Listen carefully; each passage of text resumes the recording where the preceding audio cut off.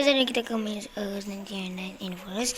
Hari aku nak buat video dan aku nak base dengan dia ni. Base paling selamatkan base lah. Dia macam tempat apa tu AFK. Lama-lama nanti.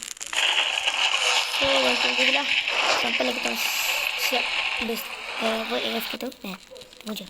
Okay guys, kita berjaya buat survive macam ni. 25 hari kita siap dah kita punya tempat AFK. Nak pada guys, tunggu sampai kita orang capai semua sebenarnya. Kita orang just tunggu kat sini je lah. Tunggu je. Okay guys, yang berjaya guys. Yang power guys. Berjaya guys AFK ni guys. Tapi tadi aku mati lah sebab aku terkeluar pos tu. Nasib baik adik aku selamatkan aku lah. Okay, sekarang tunggu je sampai semua. Kita nak buat ni road apa semua. Kita akan selamat lah. Tunggu je. Okay guys, sekarang dah hari 60. Kita tak mati-mati lagi. Kau tengok dia kat luar. Yang kat luar. Tengok kat luar guys. Aku tak tahu kita kat mana ni. Susah mat dah. Entah dia ada nak naik way atau TV.